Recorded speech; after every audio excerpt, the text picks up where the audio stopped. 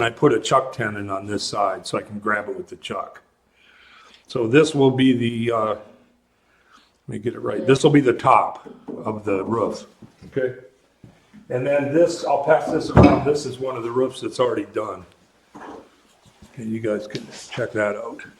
And you're using cedar because of its properties. Right, and if you guys don't happen to have a whole lot of cedar that's already dry, you can go to any sawmill and they'll give you their slab wood, just like this.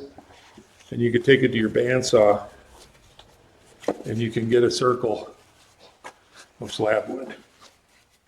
And obviously you're gonna have rather substantial tear out with it, even with I don't think I'll have too much, but not substantial, but I'll have some.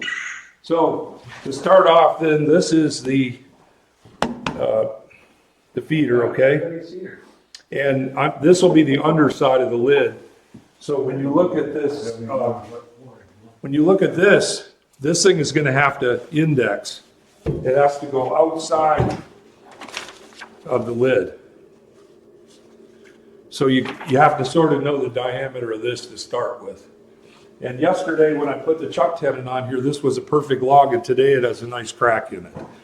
I should have bagged it because the shop was hot and dry with the wood stove and I didn't do it. So not sure if I will get that to work, but this is then the bottom, and I have two little pencil marks on here for the diameter of the outside of that little tenon that's going to fit in there.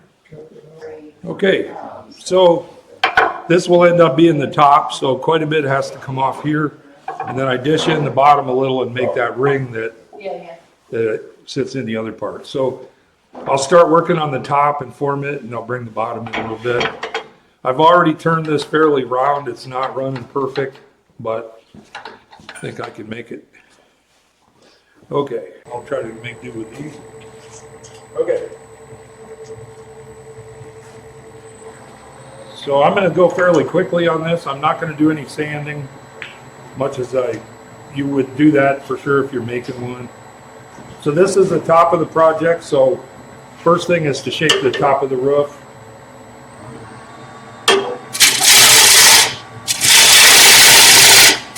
Another try. I enlarged it just a little bit and I made it deeper. What I'm after is a somewhat sticky fit so that I can turn away this top without too much trouble. And then I'll enlarge it after that just slightly. So, and that split is causing me a little issues. It's split on one side here, so I'm afraid if I force this in there, it's going to open the split. Super glue time. Super glue time? Might be. Take a little more out the back. There's a little ridge down in here.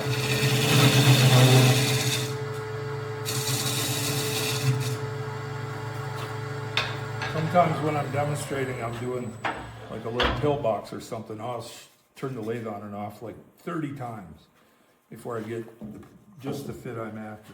Well, that's pretty loose. What do you do then?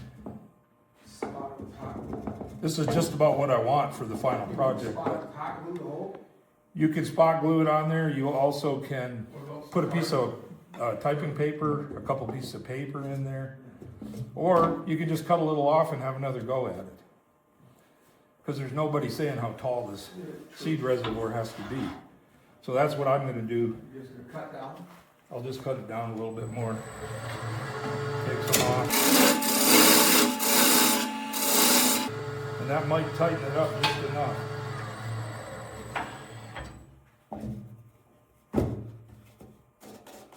I think that's going to be just right if I make it a little deeper.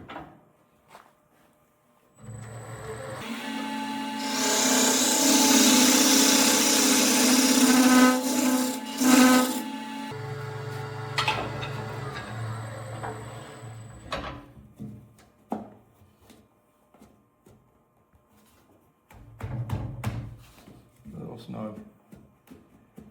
I think it's down in the bottom where it's still snug.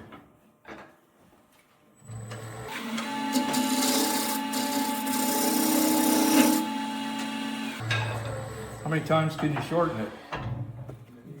Quite a few. Yeah, that's the fit that I want. So what I think I'm gonna do is not mess with this much more. I could have another go at it, shorten it, mess around, and put a piece of paper in there. Maybe not a bad idea. Let's try that. I got tissue, paper towel.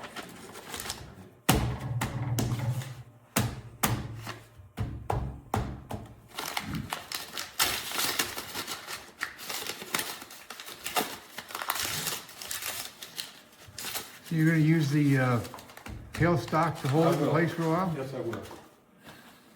I don't think I need to use it much. And right at the very end, I'll probably take it away and finish without it.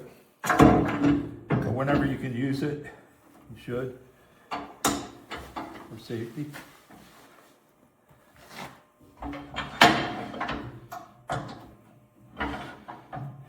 And I can use a smaller tool here. It'll have less drag.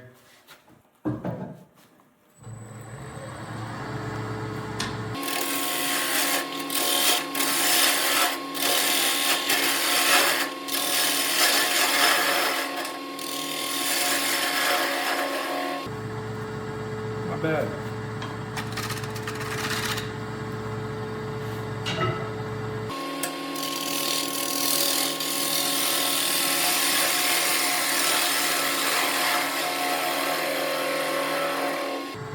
There's 3 species of wood that I know of that dull your tool faster than anything else. Michigan yellow cedar is one of them because when it grows, it twists as it grows up the tree. You can see the bark's twisted always. And it pulls up sand and silica, and limestone likes to grow in lime. And so there's silica in the wood, which dulls these things. And you have to have these ground at a pretty steep angle, pretty pointed, to cut cleanly in cedar, or pine, or real soft woods, okay? More of a blunt grind in hardwoods, but in softwoods, it's because you're having such a pointed, sharp knife edge on your tool, it doesn't stay sharp as long because there's not as much metal behind the very cutting tip. So when you find yourself with cedar, you're going to have to go to the grinder quite a lot. And it's just the way it is. You're just going to shorten your tools quicker. Purple Heart's the other wood, and teak. Those 3, I used to turn belaying pins for tall ships with all the sails up there, and they'd tie the figure 8 knot, and you could pull the pin out in a hurry. And they were Purple Heart, and they were about that long. And teak almost has like an oily. It's oily. It's hard to glue it. Okay. Yeah, and a lot of finishes won't stick to teak. Yeah, It's usually I oil. made a couple little stoppers with the teak, and I noticed that none of them it wasn't really taking a good finish. Yeah, Is yellow cedar the same as white cedar? they're pretty much the same as far as silica up here. I don't know about red cedar in Kentucky and stuff, because I've turned that and it seems more like a hardwood, you know.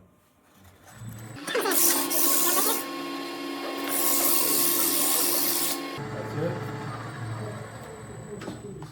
So the top is done. If I was doing this for real, I would take a little more time with sanding. So we just want to learn the steps today. So I've got the hole already in there. I made a little touch-up sanding on the nubbin, and there's a good top. And it's a nice loose fit in here. Now, for the purposes of today, I could put a Forstner bit in here and drill in, and then hollow, and drill in and hollow. But I'm gonna not do the hollowing steps. I think you guys could do that. And the only thing that I would say for hollowing, I find very helpful to have a really long tool with a lathe, 1/4-inch lathe bit for metal lathe in there, because I can put my entire forearm underneath the handle. I can hug it to my body, and when I'm in there, I can hang off the rest that far because I got such a long handle. And by simply just moving my hips a little bit from one foot to the other, I can sweep that tool back and forth in there doing the hollowing cut. And this little tiny cutter doesn't have a lot of downward force on it because it's a little tiny cutter. So you don't have to counteract the teeter-totter effect as much as you would with this cutter in there. They're both scrapers, but this one's gonna take a much bigger shaving than the little guy. So it's gonna have more of a tendency to grab. The tool's gonna go down in a millisecond before I can interact and push down with my elbow. It's going to be that quick. I won't have time to do anything. So if it's above center, when it grabs, it's going to go into air. If I'm cutting at center and it grabs, it's going to go deeper into wood. So always scrape slightly above center. And always have the tool handle higher than the cutter. So you might want to set your tool rest up a little higher so you're cutting above center. And then as you go in deeper and deeper, you're going to have to keep raising the tool rest just a little bit to stay above center. That's for the inside. On hollowing out the inside with a scraper.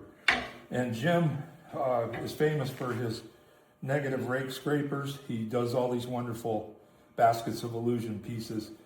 Has wonderful, you can just tell.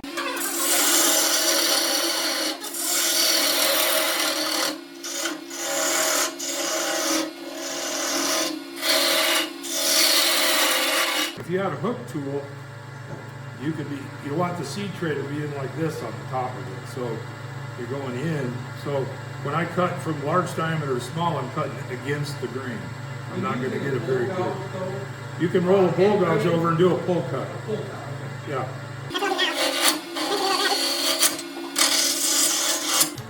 Very grabby. Let's switch to a scraper.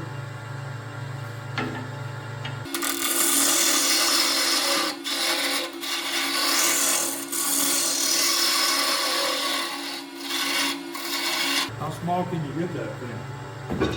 Till it breaks off. So it snaps off and hits you?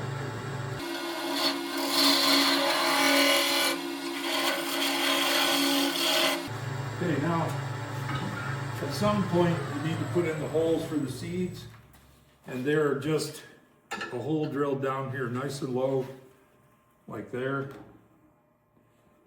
And then you have an index, you have a lock on here, so you can drill one there, position that on the bottom, lock it again, and drill one on the top. I usually do 4 holes. Three's fine too. What size hole do you normally drill? 1/2 inch. 1/2 inch. It's thistle seeds, which are really small. That's what finches like the most. So they'll come out of a 1/2 inch hole real good. And also get a Dremel with a round ball stone bit for sharpening steel, just a round ball. And I stick it in the hole and smooth them out a little bit, especially on the inside where they break out. And just chamfer the front edge of the hole. Just get rid of all the little splinters in the hole. So here's my wicked catch that I had. I think I'll have another little go at that seed tray and see if I can get rid of that.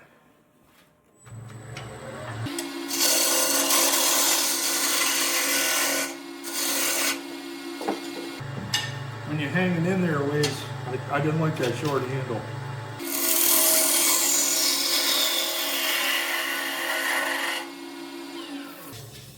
So I got rid of my big gash that I put in there. Now I'll form the bottom of the seed tray and round it a little bit. You can hear those little splits, right? Do you hear that ticking? You'll have that happen to you.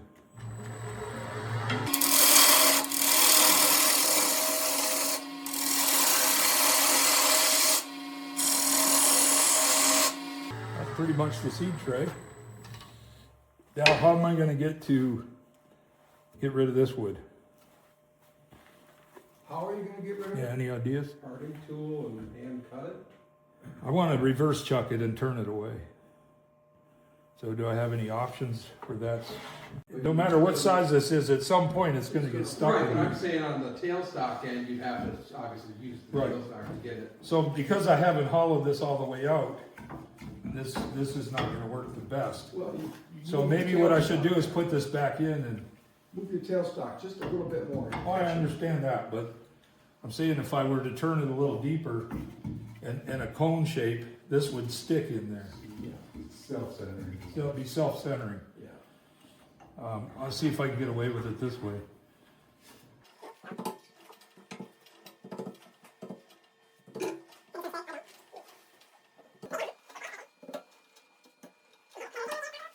Not really, except it's going to wobble.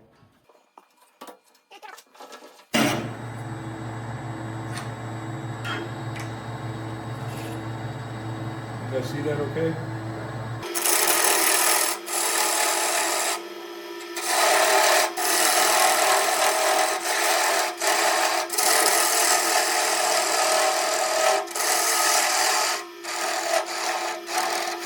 not a bad design. A little beehive on the bottom, give it something of interest, right? Doesn't have to be just this same thickness all the way through. So one thing I would say is don't lose this middle, because if you could take this off and put it on your drill press, your bit would come right in the middle and it would drill that hole for your cord, okay? By still having the middle in there. So that center nubbin, because you're gonna drill the seed holes here and here, there'll be one on this side. So if the seeds are in here and they're coming down, that center thing is gonna direct them to the holes in all directions, if there's 4 holes. So this is the one time you don't need to fight to get that little thing out of the middle of your bottom of your bowl. That little nubbin that's so hard to get.